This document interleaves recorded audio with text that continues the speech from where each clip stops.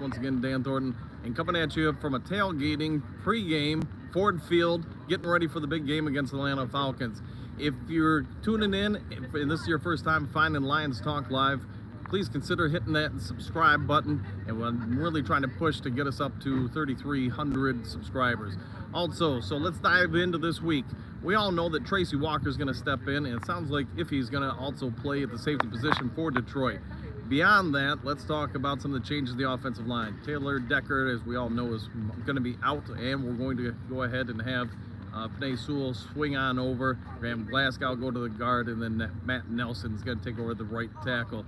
Let's talk about the game breakdown, though. Lions, as you know, are basically in a must-win situation here. They've got to come out here and get the win here today and then set up a big showdown Thursday, just days away, against the Green Bay Packers in Lambeau Field. Keys to the Lions, I'm going to give it to you here. I think we've got to do what we can offensively to keep the Falcons on the defensive and keep them having to chase. If the Lions can come out and get a 14-point lead, then we know the Falcons are going to have to get out of their preferred running game faster and faster. Sooner we can do that, that's going to help out all parties involved. Now, Green Bay helped Atlanta out last week. If you watched the game or the replay, you probably are aware Packers dropped about 3 interceptions that would have probably iced the game and given them a victory. But hey, it is what it is. If Lions can win today against Atlanta, then man, the Falcons did us a big favor on both sides of the plate.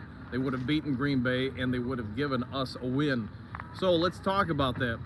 Hey, going into last week's game against Seattle, if you watch the Lions Talk Live pregame show, we talked about how we think that Seattle was going to have to protect those 2 backup offensive tackles. They were going to have to do a lot of 11-man, 12-man, 13 personnel, and that's exactly what they did.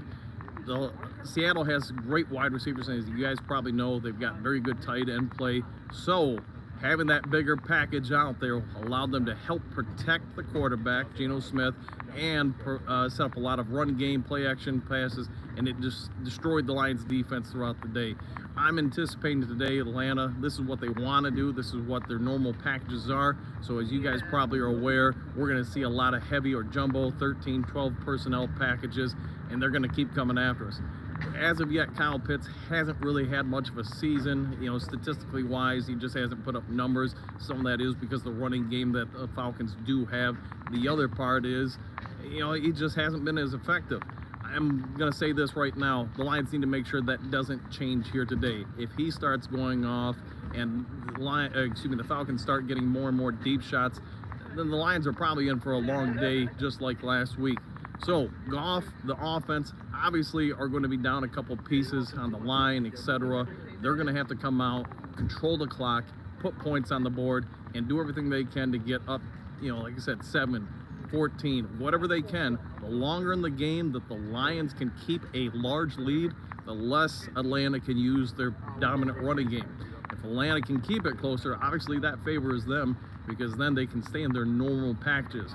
Desmond Ridder, we all know he can scramble. He's a mobile quarterback, something that kills Detroit. If they can force this kid into becoming more one-dimensional, the picks will be there. The turnover opportunities will be there for Detroit. No different in week 1 when Atlanta faced Carolina, or last week against Green Bay. Again, Green Bay had a number of opportunities to get turnovers. They just simply flat out dropped picks. Lions can't do that. They get their opportunities. They've got to take advantage of it and force this very powerful Atlanta offense to become one-dimensional. If that dimension is the passing game, then you know what? Desmond Ridder and the Atlanta Falcons are probably leaving here in a blowout loss. The longer the Atlanta Falcons can stick around, then they've got a real opportunity here. I'll do what I can to get a post-game show up today, but again, we're tailgating outside of Ford Field today. On the way back, we'll hit you up with a post-game show and give you some parting thoughts. If you have any thoughts, go ahead and leave it in the comments section below. Otherwise, we'll see you all in the post-game Lions Talk Live. Take care.